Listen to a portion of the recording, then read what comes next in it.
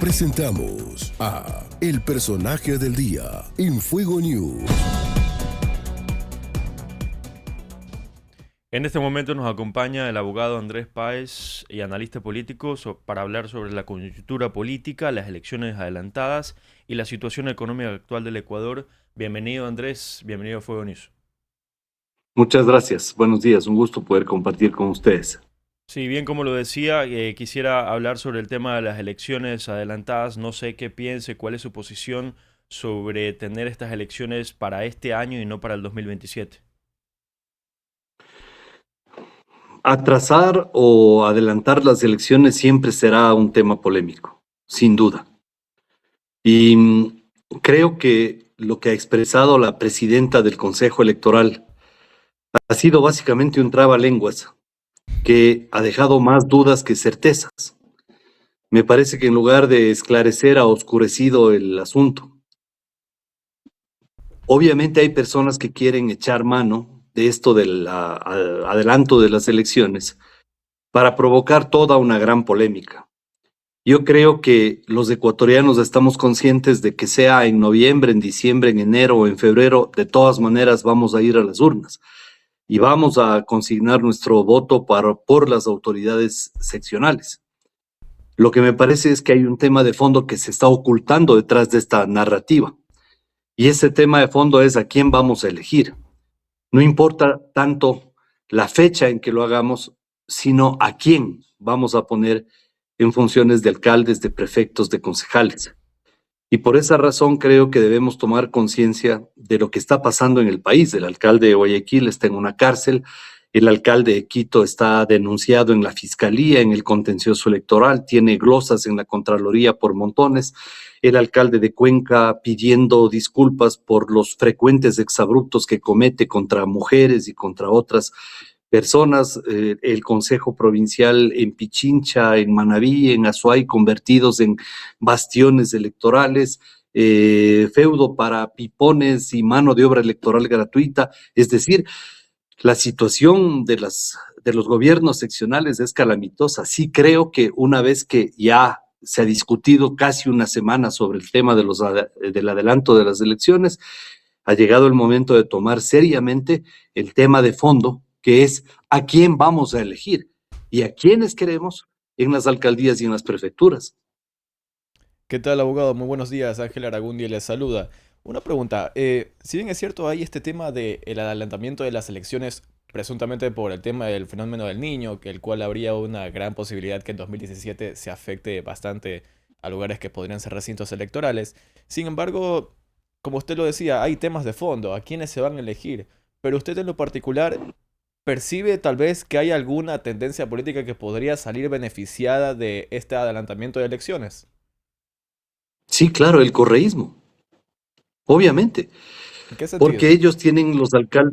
ellos tienen alcaldes en las principales ciudades del país, lo tienen en Quito, en Guayaquil, en Cuenca, en Machala, en Manta, es decir, tienen en Quevedo, tienen alcaldes en ciudades que son importantes dentro del Ecuador. Y por supuesto, son alcaldes que ya tienen un recorrido, ya tienen una exposición pública y prácticamente todos ellos están aspirando a una reelección. Entonces, el tema de la campaña es mucho más fácil para esos alcaldes porque además tienen infraestructura municipal que obviamente la van a usar en su provecho electoral. Mientras que las otras fuerzas políticas recién están preparando cuadros para poder postularlos a las diferentes dignidades. Eso significa que el adelanto de elecciones va a jugar en contra de ellos, porque van a tener menor tiempo de exposición pública, van a poder cosechar menos votos que los que ya están en funciones. Entonces, yo creo que claramente esta medida beneficia al correísmo y no me cabe duda al respecto. Muy buenos días, doctor. Gracias por acompañarnos. Daniel Mayorga le saluda. Eh, ese mismo fue el discurso que dio el presidente Noboa en una reciente entrevista esta semana, diciendo que lo que él estaba haciendo era en perjuicio de su propio partido y de sus propios intereses electorales y los de su movimiento, y que lo que estaba haciendo era asegurar la competencia. Veo que usted comparte esta lectura. Usted reside en Quito. ¿Cuál es el panorama que ve para Quito en particular, la capital de los ecuatorianos? Y le pregunto, ¿es probable que veamos a Andrés Páez postularse para una dignidad, sea municipal o sea a nivel de la provincia? Bueno, comenzando por el último, ese es un tema que me ha sido propuesto por una multitud de gente, organizaciones, líderes, barrios, comunidades. No es un tema que lo he decidido, porque me parece que aquí en la capital es muy importante estructurar una gran plataforma electoral que pueda enfrentar al correísmo. Yo creo que sería un grave error pensar que el correísmo no tiene una potencia electoral. La tiene y la conserva, porque los resortes que hacen que esa votación se permanezca fiel al correísmo siguen vigentes y no han cambiado desde el año 2006, cuando fueron explotados inicialmente. Me refiero a la envidia, al odio, al resentimiento social, que son los motores que han movido la votación del correísmo fundamentalmente a lo largo de estos años. Me refiero al segmento de la votación fanatizada del correísmo. Entonces, yo creo que ellos van a tener una importante presencia electoral en el próximo proceso aquí en Quito y en Pichincha, y por eso se necesita estructurar una plataforma que pueda enfrentar al correísmo. Me parece que el objetivo fundamental es erradicarlos de los gobiernos seccionales. Y creo que ante el abandono que sufre Quito, ante la postergación de la capital, ante una ciudad que ha sido dejada a merced de la delincuencia y de una galopante corrupción, y lo mismo sucede con la provincia de Pichincha, convertida en un feudo electoral, en una casa de campaña electoral, más que en un ente de servicio a la provincia. Yo creo que lo fundamental es estructurar una plataforma en donde confluyan organizaciones, líderes, barrios, dirigentes, y que podamos tener un candidato que sea el que mejores números reúna, para no tener un fraccionamiento, una dispersión.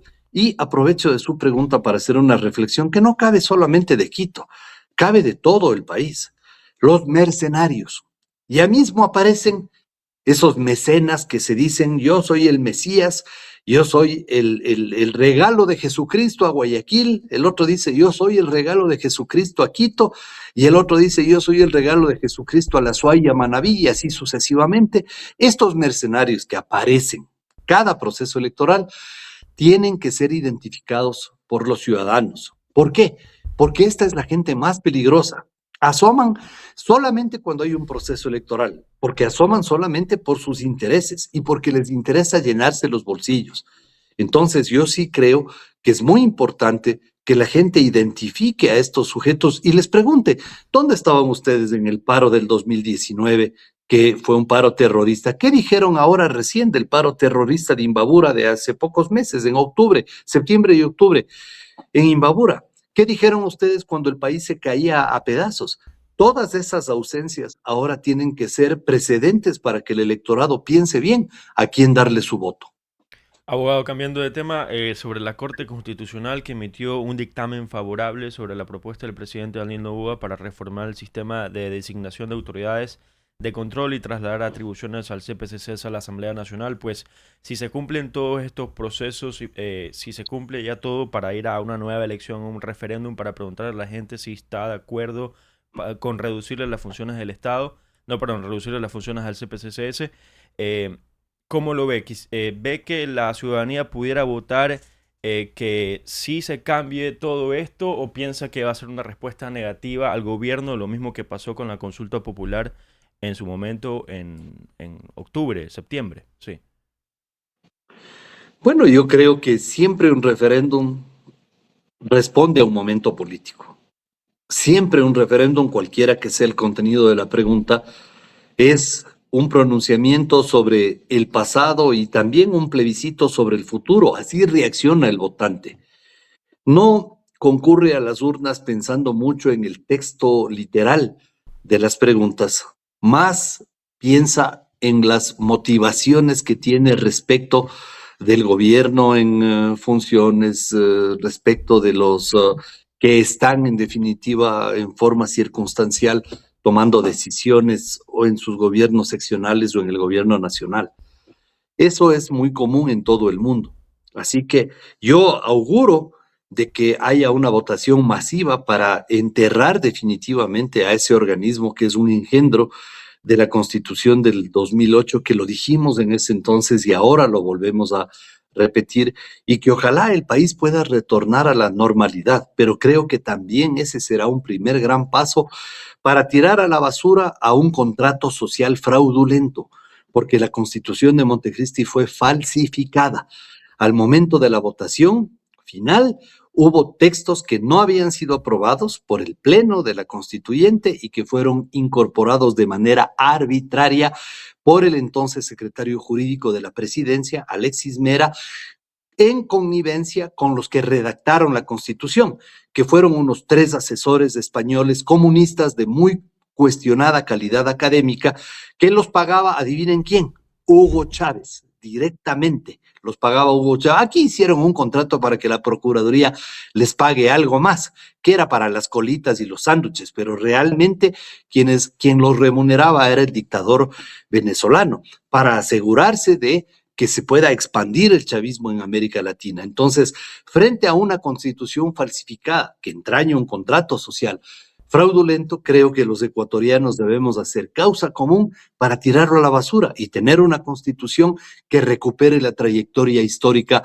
del Ecuador, que se extravió desde el 15 de enero del año 2007, cuando vivimos la tragedia de recibir en el gobierno a un individuo que convirtió sus traumas infanto-juveniles y sus infortunios en políticas de Estado.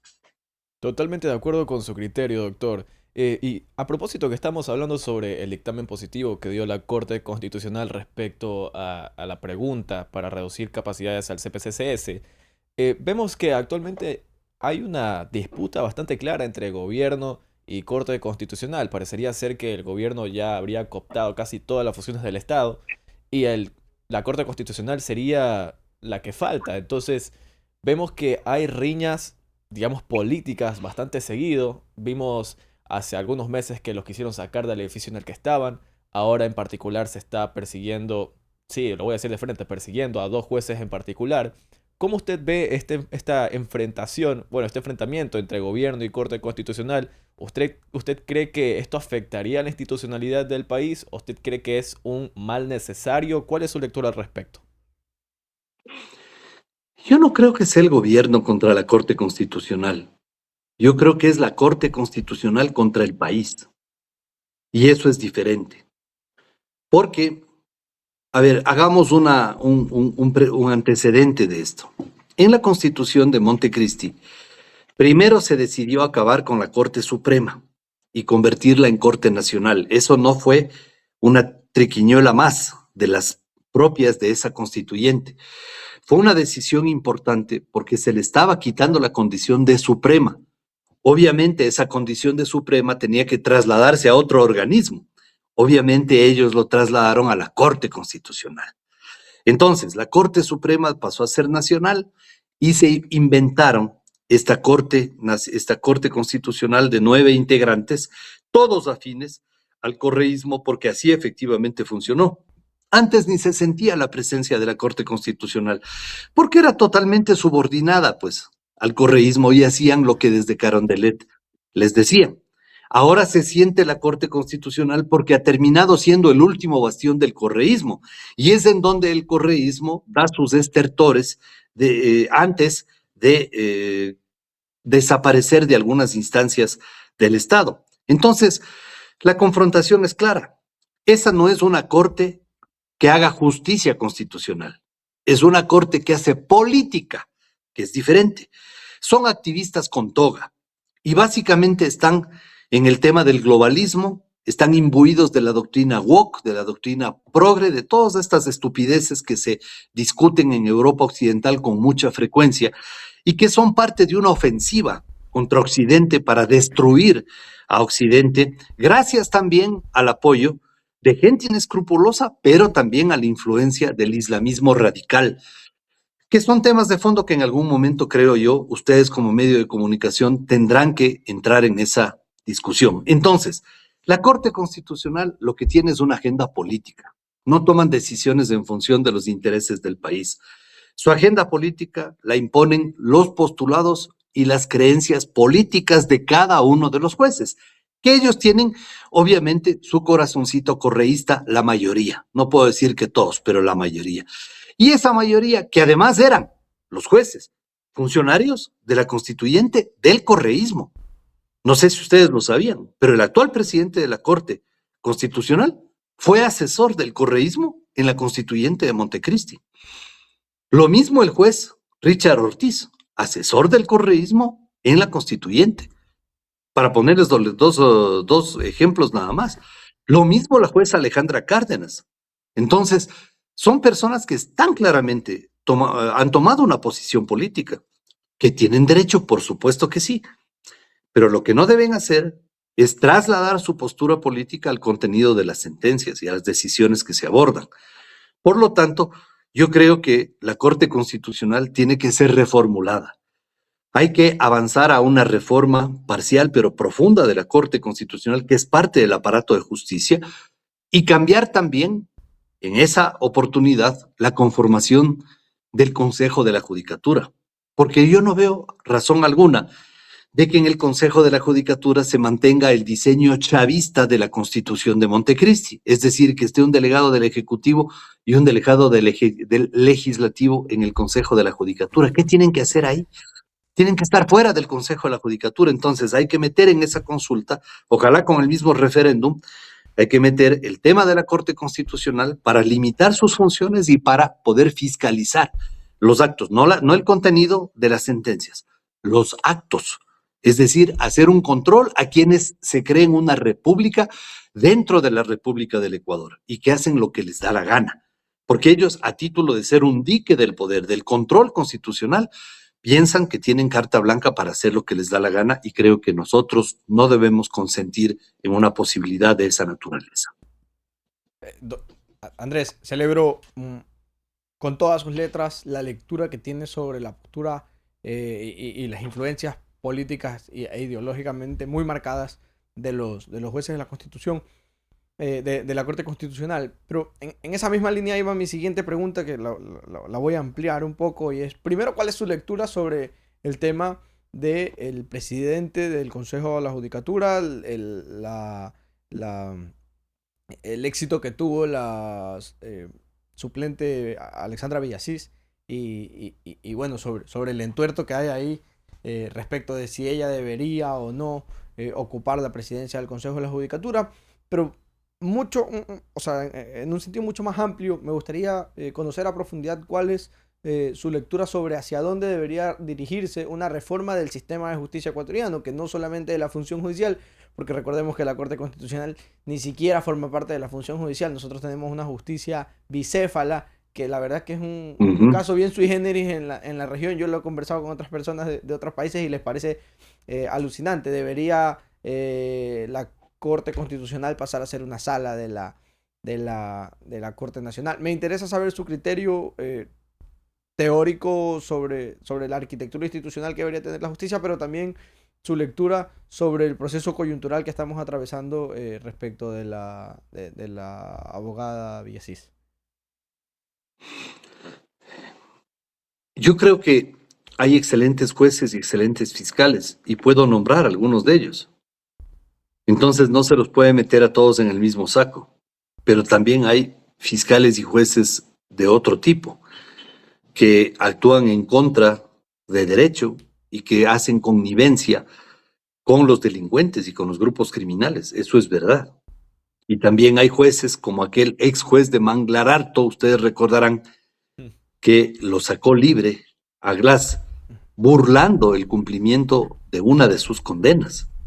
Y así podríamos hablar también de los jueces esos de Cuenca, que sacaron libres a 3 violadores contumaces, 2 de los cuales lograron escapar. Uno de ellos fue reducido nuevamente a prisión. Los otros 2 lograron escapar, y uno de ellos incluso ha hecho que sus familiares presenten una falsa acta de defunción en Venezuela, imagínense ustedes. Son criminales liberados por jueces. Entonces, hay jueces de primera y hay estos otros jueces que deberían ser condenados a la cárcel.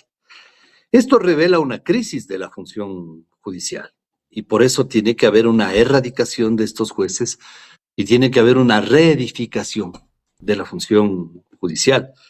Tiene que volverse primero al esquema de la Constitución anterior, es decir, una Corte Suprema que tenga 31 jueces, como la tuvo a partir de la decisión del año 2005, en la cual se hizo un concurso que fue puesto como ejemplo ante el mundo entero de lo que debe ser una Corte de Justicia independiente.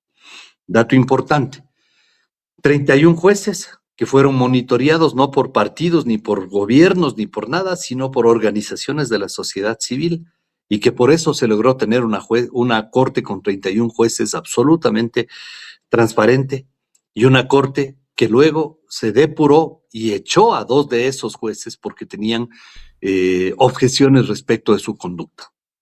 Hay que volver a la condición de Suprema, hay que volver a los 31 jueces, hay que cambiar el Consejo de la Judicatura para que esté conformado por las 3 vertientes. Función judicial, es decir, la carrera judicial, que debe ser la predominante, porque los que más conocen sobre la administración de justicia son los jueces. Eso hay que reconocerlo. Ellos son los más indicados para ejercer esas funciones. Segundo, la academia, es decir, las universidades a través de las facultades de jurisprudencia y el ejercicio profesional libre a través de los colegios de abogados. Esas son las 3 vertientes que deben confluir para la conformación del Consejo de la Judicatura.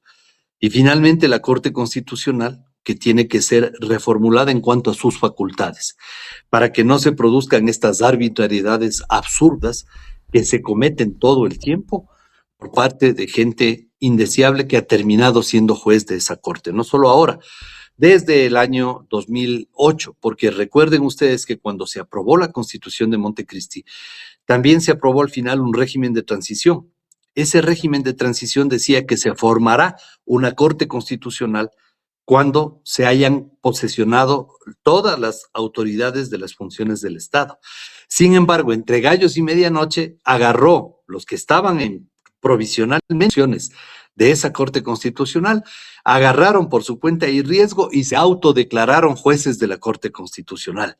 Y eso comenzó a dar lugar a un sinnúmero de ilegalidades, porque las resoluciones que tomaron evidentemente son nulas, porque no eran una Corte Constitucional, fue una Corte Constitucional autodesignada, presidida por un oscuro personaje del correísmo llamado Patricio Pazmiño, a quien luego le encumbraron a la Corte Interamericana de Derechos Humanos haciendo Correa una graciosa donación de $1 millón, que yo la impugné públicamente, $1 millón para que le reciban a su pana como juez de la CIDH, que por cierto, gracias a Dios, ya no lo es. Pero estuvo ahí, metiendo mano a favor de las causas del chavismo, especialmente aquellas causas relacionadas con violaciones a derechos humanos cometidas durante el chavismo. Para que vean de que aquí hay mucha tela de cortar y para que vean también de que habemos ecuatorianos que estamos mucho más informados de lo que el correísmo se imagina y que podemos recuperar la memoria histórica, porque eso es fundamental. Así que esa es la reforma que yo creo que se debe dar a la función judicial. Y en cuanto a la situación de la doctora Villasís, realmente no conozco a fondo cuál es ese entuerto, pero me voy a informar para poder expresarme al respecto.